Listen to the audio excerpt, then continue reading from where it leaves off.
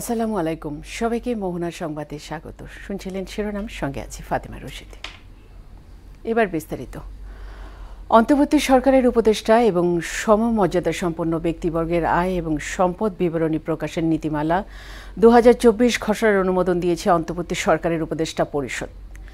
প্রধান উপদেষ্টা অধ্যাপক ডক্টর মোহাম্মদ ইউনূসের সভাপতিত্বে বৃহস্পতিবার অনুষ্ঠিত উপদেষ্টা পরিষদের বৈঠকে এ খসড়ার অনুমোদন দেওয়া হয়।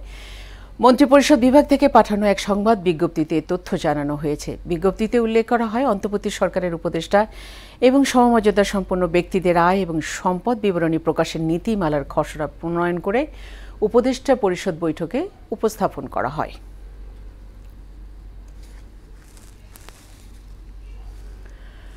রাজধানীর তেজগাঁও কার্যালয়ে প্রধান উপদেষ্টা অধ্যাপক ডক্টর মোহাম্মদ ইউনূসের সঙ্গে সাক্ষাৎ করেছেন বিশ্ব ব্যাংকের ভাইস প্রেসিডেন্ট মার্টিন রাইজার। এ সময় তিনি প্রধান উপদেষ্টাকে আশ্বস্ত করে জানান, বিশ্বব্যাংক অন্তর্বর্তী সরকারের মূল অর্থনৈতিক সংস্কারের অংশ হতে প্রস্তুত। অর্থনীতির সমস্যা কাটিয়ে ওঠা, দুর্নীতি দূর করা এবং বিচার ব্যবস্থার মতো ক্ষেত্রগুলোতে মৌলিক সংস্কার পদক্ষেপ গ্রহণের জন্য অন্তর্বর্তী সরকারকে সব ধরনের সহায়তা করার কথা জানান মার্টিন রাইজার। বৈঠকে আরও উপস্থিত ছিলেন প্রধান উপদেষ্টার বিশেষ দূত লুৎফে সিদ্দিকী, সিনিয়র সচিব এবং এসডিজি বিষয়ক প্রধান লামিয়া মোর্শেদ, বিশ্বব্যাংকের country director Abdullah S Sheikh এবং অর্থনৈতিক সম্পর্ক বিভাগের সচিব শাহরিয়ার কাদের সিদ্দিকী। দেশের বিশ্ববিদ্যালয়গুলোকে মেধাবী সৃষ্টি এবং জ্ঞান উৎপাদনের ক্ষেত্রে পরিণত করার জন্য সরকারকে কাজ করার আহ্বান জানিয়েছেন শিক্ষক এবং শিক্ষার্থীরা। বিকল্প প্রশাসন হিসেবে ছাত্র সংগঠনের ভূমিকা, শিক্ষক নিয়োগে স্বচ্ছতা এবং সিনেট, সিন্ডিকেট এবং সমিতিগুলোকে সক্রিয় করার আহ্বান জানিয়েছেন তারা। মঞ্জুরি কমিশনের নিয়ন্ত্রণ এবং উপাচার্যের ক্ষমতায় ভারসাম্য আনা না গেলে বিশ্ববিদ্যালয়গুলো কাঙ্ক্ষিত মান অর্জনে ব্যর্থ হবে বলেও মত দেন তারা। এমআর আসাদের রিপোর্ট। প্রায় এক মাস ধরে চলা কোটা সংস্কার আন্দোলনের ধারায় 5 আগস্ট গণঅভ্যুত্থানে পতন হয় 16 বছরের স্বৈরাচারী আওয়ামী শাসনের। আন্দোলনে সব শ্রেণী পেশার অংশগ্রহণ থাকলেও নেতৃত্বে ছিল বিশ্ববিদ্যালয় কলেজের ছাত্ররাই। অভ্যুত্থান পরবর্তী বাংলাদেশে কেমন বিশ্ববিদ্যালয় চান শিক্ষার্থীরা, এটি এখন আলোচনায়। দলীয় প্রণোদনা থেকে শুরু করা, বিশ্ববিদ্যালয়ে আবাসিক হলে ন্যায্যতা প্রতিষ্ঠা, শিক্ষক রাজনীতির ভূমিকা ও দলীয় প্রশ্রয়ে বিকল্প প্রশাসনের অবসান চান শিক্ষার্থীরা। প্রথম বর্ষে একটা ছেলে এসে সুষ্ঠুভাবে সুষ্ঠু পরিবেশ পাবে, যেসব শিক্ষার পাশাপাশি সহশিক্ষাকর্মী যে কাজকর্ম আছে, ডিবেট, নাটক, অন্যান্য যে জায়গাগুলো আছে, আবৃত্তি করবে, সে চাইলে কুইজ ক্লাবে জয়েন করবে। শিক্ষক রাজনীতির কারণে আরেকজন শিক্ষক সে ডমিনেটেড হচ্ছে, সে সেখান থেকে নিগৃহীত হচ্ছে। দলীয় রাজনীতি করতেছে তারাই চলে আসে, এবং এই কোনো প্রকার বিকল্প প্রশাসন যেন সৃষ্টি না হয় এবং যারা প্রশাসন আছে তারা তাদের যে দায়িত্বগুলো আছে সেই দায়িত্বগুলো যেন ঠিকঠাকভাবে পালন করে। সিলেবাসে অধিকার সংক্রান্ত বিষয় অন্তর্ভুক্ত করা হলে শিক্ষার্থীরাও এ বিষয়ে সচেতন হবেন বলে আশা করেন আন্দোলনে অংশ নেয়া এই ছাত্রনেতা। শিক্ষার্থীদেরকে সচেতন করা দরকার এবং এগুলোর জন্য প্রয়োজনে আলাদা একটা সাবজেক্ট থাকতে পারে, যে বাংলাদেশের রাষ্ট্রীয় অবকাঠামো। ঢাকা বিশ্ববিদ্যালয়ের শিক্ষক সামিনা লুৎফা নিত্রার মতে বিশ্ববিদ্যালয়ের সিনেট, সিন্ডিকেট ও সমিতিগুলোকে সক্রিয় করতে হবে, সুযোগ করে দিতে হবে ডাকসু সহ ছাত্রদের মঞ্চগুলোকে। এই বিশ্ববিদ্যালয়ে আসলে আমাদের গণতান্ত্রিক প্রচুর স্পেস আছে, সিনেট আছে, সিন্ডিকেট আছে, শিক্ষক সমিতি আছে। এই জিনিসগুলোকে আরও সক্রিয় করতে হবে। এখানে শিক্ষার্থীদের অংশগ্রহণের পরিমাণ এবং সুযোগ আরও অনেক বাড়াতে হবে।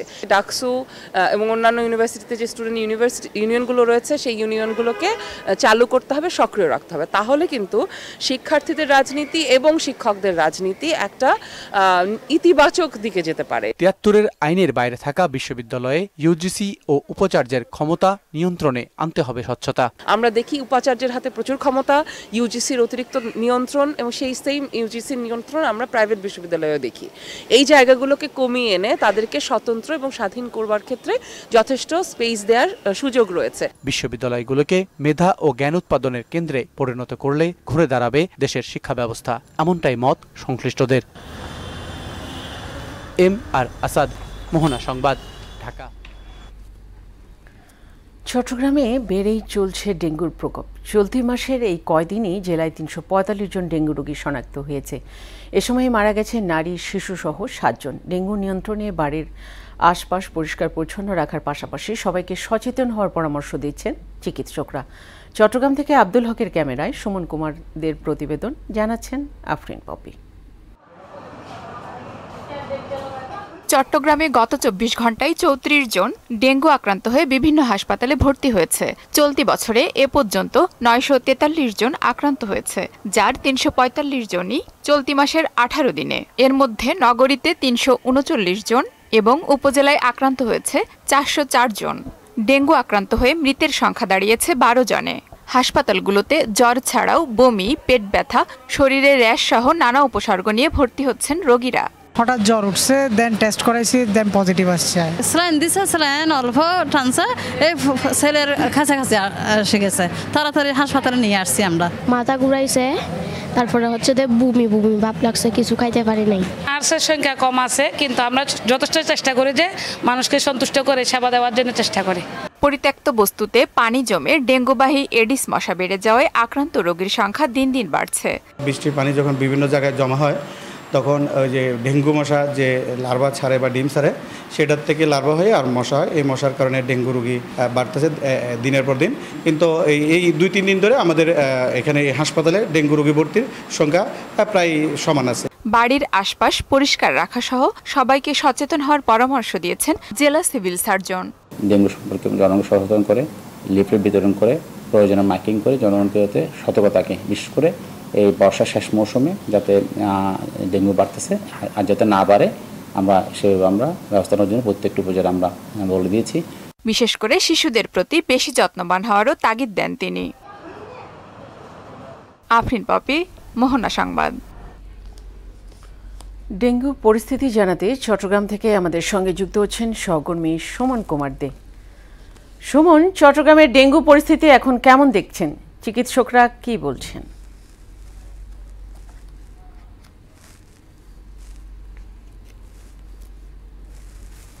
মুহূর্তে অবস্থান করছি চট্টগ্রাম মেডিকেল কলেজ হাসপাতালের সামনে। চট্টগ্রামে কিন্তু প্রতিদিনে যে ডেঙ্গুর আক্রান্ত সংখ্যা বাড়ছে। গতকাল দুপুর ২টার পর থেকে যে সিভিল সার্জনের তথ্য অনুযায়ী ৪৩ জন নতুন করে আক্রান্ত হয়েছে। তার মধ্যে কিন্তু চট্টগ্রাম মহানগরীতে ১৮ জন, অন্যান্যরা উপজেলার মধ্যে আক্রান্ত হয়েছে। আমরা সিভিল সার্জনের সাথে কথা বলেছি। আসলে বর্ষার যে শেষ মৌসুম, সেই সময়ে যে নালা নর্দমার মধ্যে যে পানি জমে থাকা পানির মধ্যে কিন্তু যে এডিস মশা জন্মাচ্ছে, সে কারণে কিন্তু মহানগরীতে কিন্তু প্রতিদিন যে আক্রান্ত সংখ্যা সেটি দেখলেই বোঝা যাচ্ছে। অন্যদিকে চট্টগ্রাম যে সিটি কর্পোরেশনের যে প্রতি বছর যে মশক নিধন ওষুধ ছিটানো হয়, সেটি কিন্তু এই বছর আমরা দেখতে পাচ্ছি না। আর জেলা সিভিল সার্জন চট্টগ্রাম সিটি কর্পোরেশনকে চিঠি দিয়েছেন এবং তারা অনুরোধ করেছেন যে নালা নর্দমাগুলো রয়েছে তারা পরিষ্কার পরিচ্ছন্ন করে এবং মশা নিধক ওষুধ যেন ছিটানো হয়। কারণ যেহেতু দিন দিন বাড়তে শুরু করেছে ডেঙ্গুর, সেটি যদি রোধ করতে হয় তাহলে যে নালা নর্দমাগুলো রয়েছে সেগুলা পরিষ্কার পরিচ্ছন্নতা রাখতে হবে। অন্যদিকে যে বাসাবাড়ি রয়েছে সবাইকে অনুরোধ করেছেন, ডেঙ্গুর পরিস্থিতি আসলে খুবই ভয়াবহ, সেই কারণে তারা নিজ উদ্যোগে বাড়ির আঙ্গিনায় আশেপাশে যে ডাবের খোসা, গাড়ির টায়ার এবং অন্যান্য প্লাস্টিকের বোতলে যে পানি জমে থাকে সেই পানিগুলা কিন্তু তারা পরিষ্কার করে রাখা হয়। না হলে যে জমে থাকা পানির মধ্যে কিন্তু মশার সৃষ্টি হচ্ছে, সেই কারণে ডেঙ্গু প্রতিদিন চট্টগ্রাম শহরের মধ্যে বেশিরভাগ বাড়ছে। অন্যান্য যে উপজেলা রয়েছে জেলা সিভিল সার্জনের পক্ষ থেকে কিন্তু তারা রিপ্লেট এবং মাইকিং করছেন এবং তারা মানুষকে সচেতনতা করার জন্য প্রচারণা চালিয়ে যাচ্ছেন। তো চট্টগ্রাম মেডিকেল কলেজ হাসপাতালের সামনে থেকে এই ছিল আমার কাছে সর্বশেষ। ফাতেমা। সুমন, আপনাকে ধন্যবাদ। প্রায় ১.৫ মাস যাবৎ বন্ধ সিরাজগঞ্জ ঢাকাগামী সিরাজগঞ্জ এক্সপ্রেস ট্রেনটি। এটি চলাচল না করায় ভোগান্তিতে পড়েছেন স্থানীয় যাত্রীরা। এই অবস্থায় দ্রুত ট্রেনটি চালুর দাবিও জানান তারা। তবে রেলওয়ে কর্তৃপক্ষ বলছে স্টেশন ভাঙচুর হওয়ায় শীঘ্রই শুরু হচ্ছে না সিরাজগঞ্জ এক্সপ্রেস ট্রেনের চলাচল। সিরাজগঞ্জ প্রতিনিধি সোহেল রানার রিপোর্ট, জানাচ্ছেন তানজিদ ভুইয়া। বছর কয়েক আগে জনদাবির প্রেক্ষিতে সিরাজগঞ্জ ঢাকা রেল রুটে চালু করা হয় সিরাজগঞ্জ এক্সপ্রেস আন্তনগর ট্রেনটি। গত ৪ আগস্ট ছাত্র জনতার আন্দোলন চলাকালে শহরের বাজার স্টেশন ও শহীদ এম মনসুর আলী স্টেশনটি হামলা ভাঙচুরে ক্ষতিগ্রস্ত হয়। এরপর থেকে বন্ধ রাখা হয় ট্রেনটি। গণ অভ্যুত্থানের পর অন্যান্য রুটের বেশিরভাগ ট্রেন চালু হলেও বন্ধ রয়েছে সিরাজগঞ্জ এক্সপ্রেস। এতে চরম দুর্ভোগে পড়েছেন নিয়মিত যাত্রীরা। রুগীরা এই ট্রেনে উঠে এই নিরাপদ বাহনে যেতে পারত, সেহেতু ট্রেন আমাদের জন্য অতি প্রয়োজন। আমাদের সিরাজগঞ্জবাসীর দাবি যে এবং ব্যবসায়ীদের দাবি অতি দ্রুত এসি সহ এই সিরাজগঞ্জ এক্সপ্রেসটি চালু করা হোক। মানুষের ভোগান্তি লাঘব ও ব্যবসা বাণিজ্য সচল রাখতে দ্রুত ট্রেনটি চালুর আহ্বান জানান আন্দোলন সংশ্লিষ্টরাও। 14টা জেলার ট্রেন আমাদের সিরাজগঞ্জের বুকের উপর দিয়ে যাচ্ছে, কিন্তু আমাদের সিরাজগঞ্জ এক্সপ্রেসটাই বন্ধ আছে। আমরা এটা দ্রুত চালু চাই। জনগণের অধিকারের মধ্যে রয়েছে, সেই জনগণের অধিকারে আমরা থেকেই সকল গণতান্ত্রিক আন্দোলন করবে ইনশাআল্লাহ। সিরাজগঞ্জে ঢুকতে গেলে তো ওখানেও তো দাঁড়িয়ে থাকা যায়, ট্রেনের লাইনে শুয়ে পড়া যায়, অনেক কিছু কাটা পড়ে যাবো, অসুবিধা কি? Train line. তবে ক্ষতিগ্রস্ত স্টেশন দুটি সংস্কার না হওয়ায় ট্রেনটি চালু করা সম্ভব হচ্ছে না বলে জানান এই রেল কর্মকর্তা। সব কম্পিউটার ভাঙচুর হয়ে গেছে, পুড়ে গেছে। ঠিক নাই, এখন এগুলা গভর্নমেন্ট দেখবে, তারপরে হবে। এগুলা তাদের ঠিক করা লাগবে, কবে কি হবে সেটা দেখে শুনে ঠিক হবে। আমাদের শহীদ মনসুর আলী ঠিক হয়নি, যেখানে আমাদের ট্রেন চলতেছে, টিকিট দিতে পারতেছে না। দ্রুততম সময়ে সিরাজগঞ্জ এক্সপ্রেস চালু করা হবে, এমনটাই দাবি সিরাজগঞ্জবাসীর। তানজিদ ভুইয়া, মোহনা সংবাদ। বাজারে ফার্মের মুরগির ডিম এবং ব্রয়লার এবং সোনালী মুরগির দাম আরও বেড়েছে। নতুন দর অনুসারে খুচরা পর্যায়ে প্রতি কেজি ব্রয়লার মুরগি সর্বোচ্চ 180 টাকা এবং সোনালী মুরগি সর্বোচ্চ 270 টাকায় বিক্রি হওয়ার কথা, কিন্তু সেসব ক্ষেত্রেই বিক্রি হচ্ছে বেশি দামে। মাসখানেক আগে বাজারে চালের দাম কেজিতে 4 থেকে 6 টাকা বেড়েছিল, সেই দাম এখনও কমেনি। আর বাজারে এক সপ্তাহের মধ্যে আলু, পেঁয়াজ, আদা এবং রসুনের দামে কোনো পরিবর্তন হয়নি। আগের সপ্তাহের তুলনায় বেগুন, বরবটি এবং কাঁচা মরিচের দাম বেড়েছে। গতকাল খুচরা পর্যায়ে প্রতি কেজি আমদানি করা কাঁচা মরিচ বিক্রি হয়েছে 200 থেকে 220 টাকা দরে। এছাড়া বেগুন 80 থেকে 110 টাকা এবং বরবটি 100 থেকে 120 টাকা দরে বিক্রি হচ্ছে। রাজধানীর মিরপুরের বাজারের সব শেষ চিত্র জানাতে এবার সরাসরি যুক্ত হচ্ছেন সহকর্মী উষা ফেরদৌস।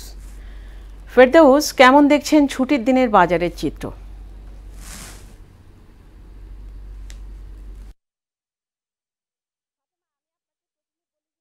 সকাল থেকে চালের যে ব্যবসায়ী আছে তাদের সাথে কথা বলেছি, তারা বলেছে যে বর্তমান বাজারের যে ঊর্ধ্বগতি চালের বাজার, এটা হচ্ছে সহসাই কমবে না। এবং হচ্ছে তারা আমাদের বলেছে যে বাড়তির যে কারণটা, তারা বলেছে বন্যার কারণে হচ্ছে ত্রাণ দিয়েছে, কিংবা হচ্ছে কৃষকদের কাছে এখন চাল নেই, চালটা হচ্ছে পুরোটাই মিল মালিকদের কাছে, এবং মিল মালিক সিন্ডিকেটরাই হচ্ছে বাজারটা নিয়ন্ত্রণ করছে। এবং হচ্ছে আমি যদি আপনাকে সবজির বাজারটার কথা বলি, সবজির বাজারেও একই চিত্র। বরবটি, কাঁচামরিচ এবং হচ্ছে বেগুনের মতো সবজিগুলোর দাম আগের চেয়ে বেড়েছে। তবে হচ্ছে অন্যান্য যে সবজি, পেঁপে, তারপর হচ্ছে পটল, ঢেঁড়স, সেগুলি হচ্ছে 40 থেকে 60 এর মধ্যে বিক্রি হচ্ছে। তবে হচ্ছে যে ডিমের যে বাজারটা, সেটা এখনো অস্থির। কারণ হচ্ছে ডিমের বাজারটা হচ্ছে মুরগি এবং হচ্ছে যে ডিম, ব্রয়লার মুরগি এবং ডিম, সেটি হচ্ছে গরিবের যে আমিষ, মানে নিম্ন মধ্যম আয়ের যে মানুষ, তারা আমিষের যে চাহিদা সেটি হচ্ছে সেখান থেকেই হচ্ছে পায়। কিন্তু হচ্ছে যখন হচ্ছে বেড়ে যায় তখন হচ্ছে তারা আসলে খুব সমস্যায় পড়ে যায়। এবং হচ্ছে আমি আপনাকে যেটা বলি যে হচ্ছে দীর্ঘদিন ধরেই হচ্ছে আমাদের যে আলু পেঁয়াজের বাজার, সেটি অনেকটাই অস্থির, এবং অস্থির থাকার কারণে হচ্ছে নিম্ন এবং মধ্যম আয়ের মানুষরা আসলে খুব সমস্যায় পড়েছে। তো আমরা যদি হচ্ছে যে অস্থির যে ব্যাপারটি, সেটা যদি আমরা হচ্ছে ব্যবসায়ীদের সাথে একটু জানার চেষ্টা করি যে হচ্ছে এই বাজারটা কেন এত অস্থির, আপনি যদি আমাদের একটু জানান যে আলু পেঁয়াজের বাজারের বর্তমান অবস্থানটা কি? আলু পেঁয়াজের বাজার আপনার বর্তমানে আলু বেশি মুন্সিগঞ্জটা 45 টাকা কেজি, আর রাজশাহীটা বেশি 48 টাকা কেজি। ঠিক আছে, আলু পেঁয়াজের দাম আগের তুলনায় অনেকখানি কম। আশা করছি যে আরও এই সপ্তাহের ভিতরে আরও 2-4 টাকা কমতে পারে, এমন আশা আমাদের। খুচরা বাজারে তো এখনো 60 টাকা 100। খুচরা বাজারের কারণে আমাদের কাছে অনেক চাপ যে আড়ত দ্বারা সিন্ডিকেট করে, কিন্তু মূলত আড়ত দ্বারা কিছু না। আড়ত দ্বারা বস্তায় 50 টাকা কমিশন পায়, এটা এদের লাভ, কিন্তু আমরা বাজার অনুসারে আমরা বিক্রি করি। কিন্তু খোলা বাজারটা নিয়ন্ত্রণ করলে সব নিয়ন্ত্রণ হয়ে যাবে। ওদের একটা রেট দিতে হবে যে আপনারা 5 টাকা লাভ করেন বা 10 টাকা লাভ করেন, কিন্তু ওরা প্রকৃতিতে 20 টাকা লাভ করতেছে। সমস্যা একটাই, কৃষকও দাম পায় না, ভোক্তাও লাভ পায় না, তাহলে সেখানে সমস্যাটা কোথায়? না, কৃষক লাভ পায়, কৃষক লাভ পাচ্ছে, কৃষক লাভ পাবে। এবার তো কৃষক লাভ পাইছে, এবছর আলু পেঁয়াজে দৌড়ে লাভ পাইছে, আপা বুঝছেন, সব কিছু লাভ পাইছে। আচ্ছা, আমরা আপনাকে ব্যবসায়ীদের সাথে যুক্ত করে দেখানোর চেষ্টা করেছি বাজার পরিস্থিতি।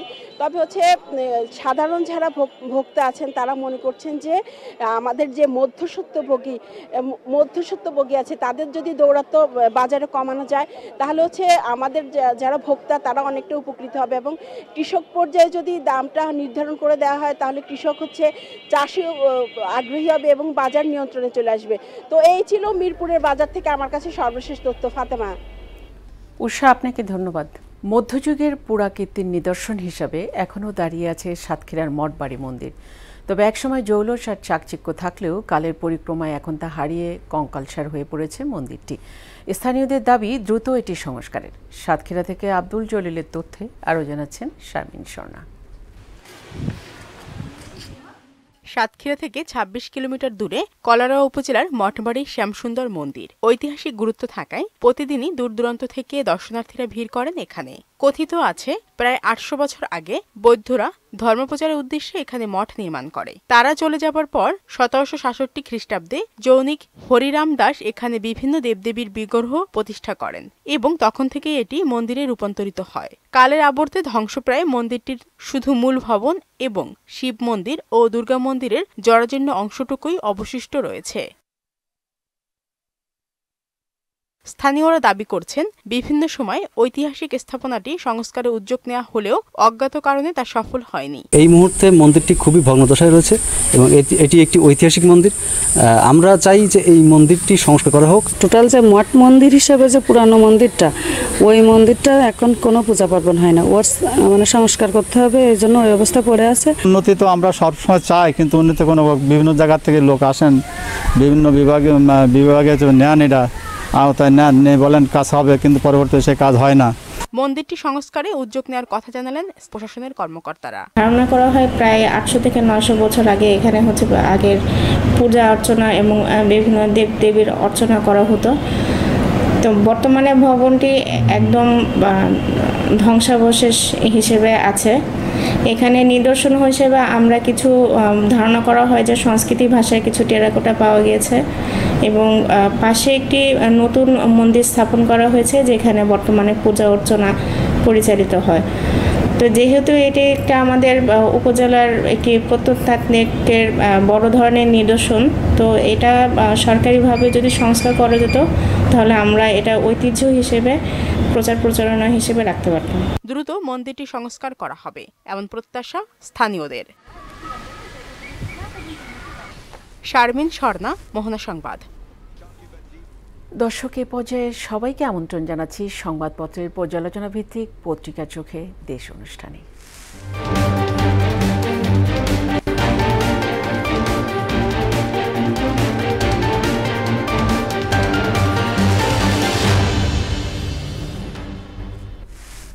দর্শক, অনুষ্ঠানের আজকের অতিথি মোহনা টেলিভিশনের বার্তা সম্পাদক সুমন মোস্তাফিজ।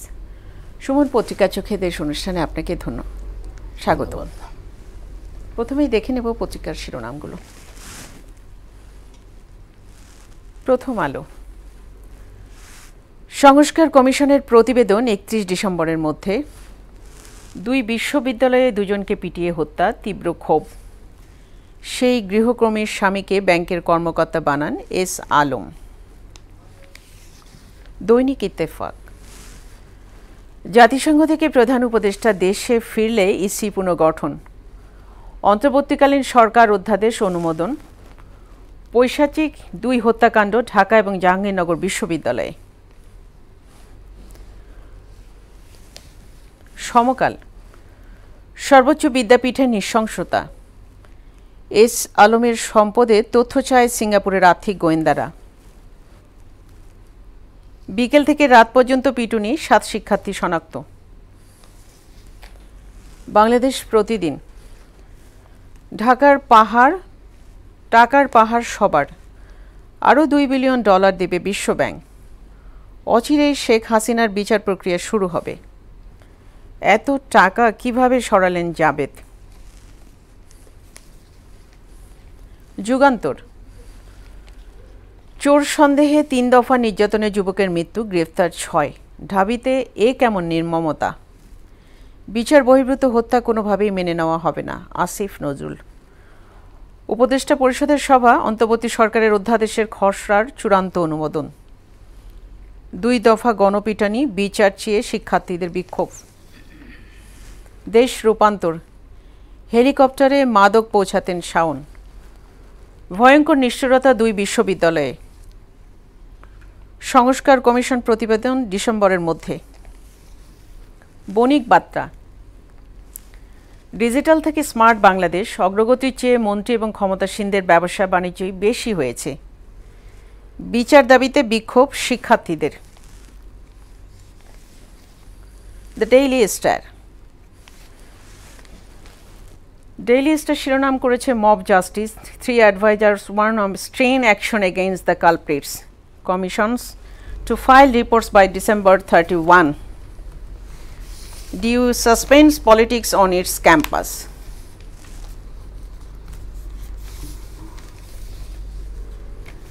আমরা সবগুলো পত্রিকার শিরোনাম দেখে নিলাম।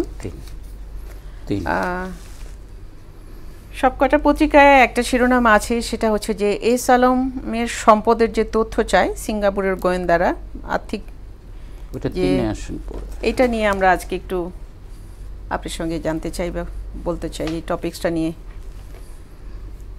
এস আলম আমরা জানি যে একটা সরকারের পৃষ্ঠপোষকতা পাওয়া ব্যবসায়ী গ্রুপ, তার বিভিন্ন আর্থিক প্রতিষ্ঠানের বা তার সুবিধাভোগী সব প্রতিষ্ঠানের তথ্য চেয়ে আমাদের দেশেও দুর্নীতি দমন কমিশন, সরকারের ফিনান্সিয়াল ইন্টেলিজেন্স ইউনিট সহ বিভিন্ন সংস্থা কাজ করছে, তদন্ত অনুসন্ধান সহ সব কাজ করছে।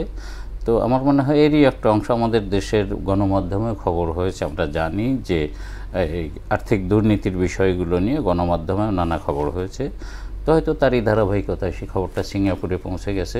এবং সিঙ্গাপুর তো বাংলাদেশের মতো দেশ না, সেখানে দুর্নীতি করার সুযোগ নাই, চুরি করে 10 পা পালিয়ে যাওয়ার সুযোগ নাই। সিস্টেমটা এমনভাবে ডেভেলপ করা আছে যে ধরা পড়তে হয় আর কি, দুর্নীতি করলেও ধরা পড়তেই হয়। তো সেই হিসেবে তাদের কাছে যে তথ্য গেছে বা গণমাধ্যমের খবরের সূত্র থেকে হতে পারে যে তারা সেখানকার যে আর্থিক গোয়েন্দা সংস্থা, তারা বাংলাদেশের আর্থিক গোয়েন্দা সংস্থার কাছে, ফিনান্সিয়াল ইউনিটের কাছে চিঠি দিয়ে জানতে চেয়েছে তাদের সম্পদের তথ্য এবং দুর্নীতির বিষয়গুলো। এই আমরা দেখেছি যে প্রথম আলো একটা শিরোনাম করেছে যে সংস্কার কমিশনের প্রতিবেদন 31 ডিসেম্বরের মধ্যে। হ্যাঁ, 6টা খাতে সংস্কারের জন্য আপনার যে কমিশন গঠন করা হয়েছে, এরই মধ্যে আরও করা হবে হয়তো। তো এই 31 ডিসেম্বরের মধ্যে এই 6টা কমিশন থেকে প্রতিবেদন চায় আর কি, আশা করছে ইন্টারিম গভর্নমেন্ট। এই প্রতিবেদনের ভিত্তিতে সেখানে কোথায় কি সংস্কার করতে হবে, কোথায় বাদ দিতে হবে, কোথায় যোগ করতে হবে, এই বিষয়গুলো নিয়ে হয়তো সরকার সিদ্ধান্তে যাবে। আমরা জানি, যদি আমি একটু পত্রিকাটা থেকেই বলি আপনাকে, যে এখানে যে 6টা কথা বলা হয়েছে, সংবিধান, নির্বাচন ব্যবস্থা, পুলিশ, বিচার বিভাগ, দুর্নীতি দমন, জনপ্রশাসন। আমরা জানি যে এই 6টি সেক্টরেই বিভিন্ন রকমের দুর্নীতি ছিল, যেমন পদোন্নতি, পদাবনতি, নিয়োগ, সব ক্ষেত্রে চরম দুর্নীতি ছিল। বিচার বিভাগকেও ধ্বংসের দ্বার প্রান্তে নিয়ে গেছে গত সরকার।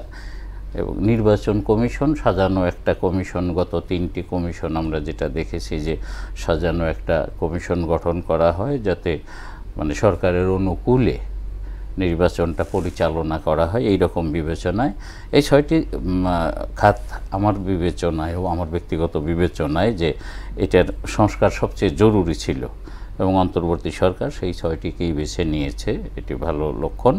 এবং এখান থেকে যেটা বলা হচ্ছে যে 31 ডিসেম্বরের মধ্যে যে কমিশন গঠিত হয়েছে, এই কমিশনের রিপোর্ট চায় সরকার, এবং রিপোর্টের ভিত্তিতে সেখানে হয়তোবা সংস্কার শুরু করা হবে আর কি।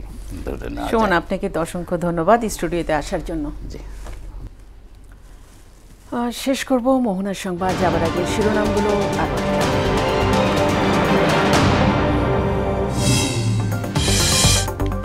অন্তর্বর্তী সরকারের পাশে থাকবে বিশ্ব ব্যাংক, $2 থেকে $3 বিলিয়ন ঋণ সহায়তার আশ্বাস।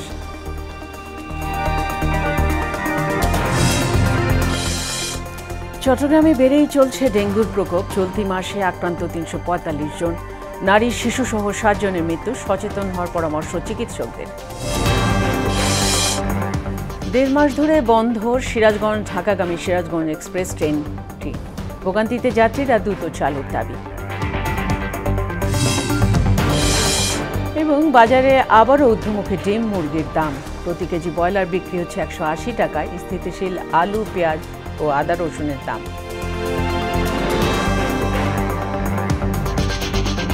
এই ছিল মোহনার সংবাদে। পরবর্তী সংবাদ দুপুর ১টায়। মোহনার সর্বশেষ খবর জানতে ভিজিট করুন www.mohna.tv। সংবাদ দেখতে পারেন ফেসবুক ও ইউটিউবে। এতক্ষণ সঙ্গে থাকার জন্য সবাইকে ধন্যবাদ।